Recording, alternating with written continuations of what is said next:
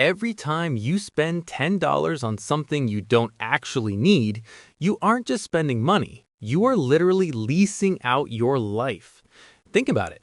If you make $20 an hour, that $10 convenience fee or that extra streaming sub didn't cost you 10 bucks. It cost you 30 minutes of your life sitting at a desk doing something you'd rather not be doing. But here's the terrifying part. Because of how math works, that 30 minutes of labor today actually equals 2 full weeks of unpaid work in your future. Most people are trapped in a cycle of micro-slavery, working thousands of hours just to pay for things they've already forgotten they bought. You are trading your youth for pocket change, and the bank is laughing all the way to the vault. I'm Dean, and today I'm going to show you why your $10 habits are the reason you aren't wealthy yet, and exactly how to fix it. Let's look at the raw numbers, because numbers don't have emotions and they don't make excuses. To understand why $10 matters, we have to move away from linear thinking and embrace exponential thinking. Most people look at their wallet and think $10 a day is $70 a week, which is about $3,600 a year. Over 20 years, that's $72,000. That sounds like a lot, but it doesn't feel life-changing, so you spend the $10 anyway. But that is the wrong way to calculate wealth. In finance, we use a concept called opportunity cost. This means that the cost of an item isn't just the price on the tag, it's the value of what that money could have become if it were put to work. If you take that same $10 a day, roughly $300 a month, and instead of spending it on a micro convenience, you place it into a standard index fund like the S&P 500, which has returned a historical average of about 10% annually over the last century, the math becomes staggering. In exactly 14 years and 7 months, those daily $10 bills haven't just added up, they have compounded into over $100,000. If you extend that timeline to 30 years, the length of an average career, that same $10 a day turns into over $620,000. When you tap your credit card for a $10 extra, you aren't just losing a small piece of paper. You are actively signing away a 6-figure retirement fund. You are choosing a fleeting moment of convenience over a decade of freedom. So where is this money actually going?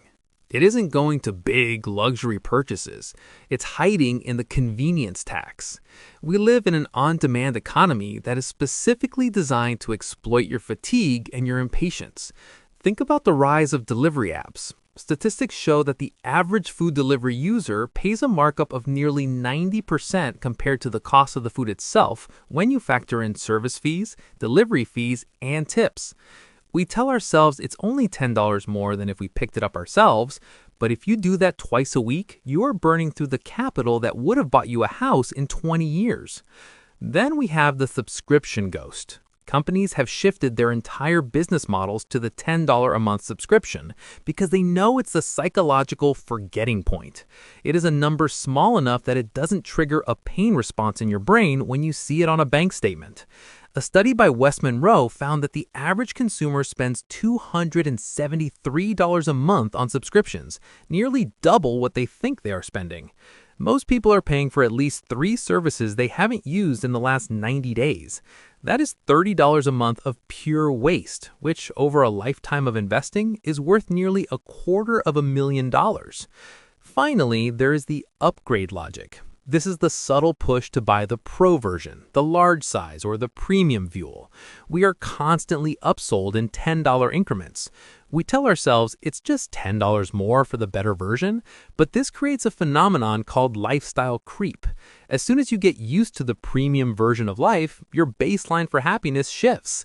You spend more just to feel the same level of satisfaction you used to have for free. There is a hidden cost to the $10 decision that no one talks about, and that is the fatigue cycle. We often justify these small expenses as rewards for working hard.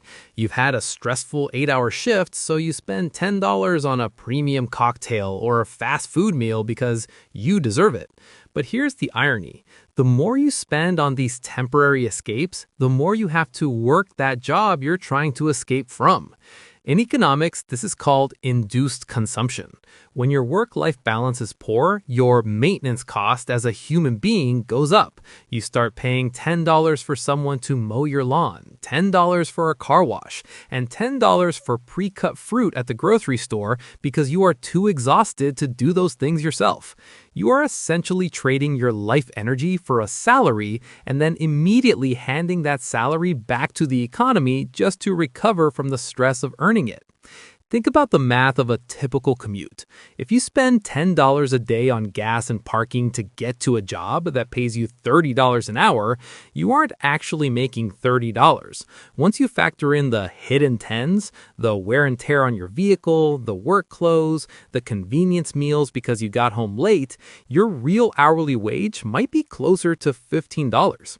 Most people are working the first 3 hours of every day just to pay for the privilege of showing up to work. Every time you make a $10 decision to numb the stress of your career, you are extending your sentence in that career by another day. The reason it's so hard to stop this behavior isn't because you are bad with money, it's because your brain is biologically hardwired to keep you broke. Evolutionarily, our ancestors didn't have to worry about retirement accounts or long-term market volatility because they had to worry about the immediate reality of eating today. This created a deep-seated psychological bias called hyperbolic discounting, which forces our brains to heavily prioritize immediate rewards over future ones.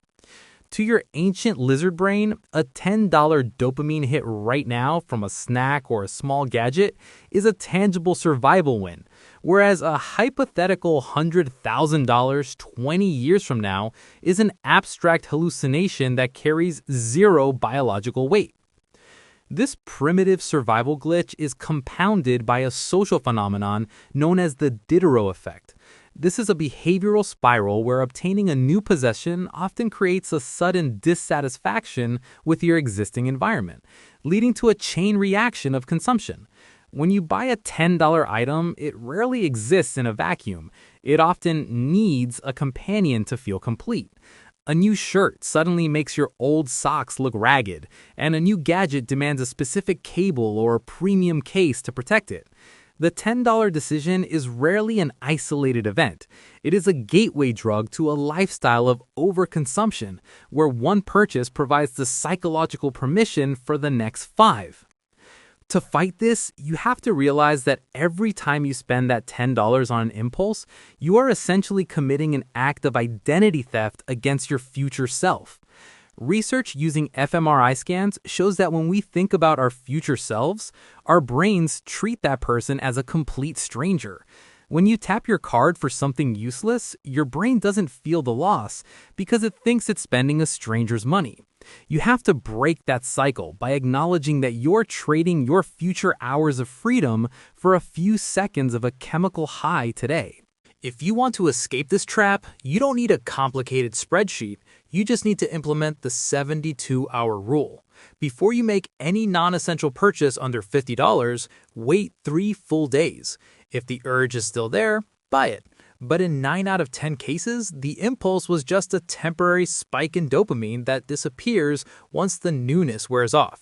Look at your bank statement today. Find just one $10 ghost expense, a subscription you don't use, or a habit that doesn't actually bring you joy. Cancel it right now. That one small click is the first step toward reclaiming that $100,000. Wealth isn't about how much you make. It's about the gap you create between your income and your ego. If this video helped you see your bank account in a new light, do me a huge favor and hit that subscribe button right now.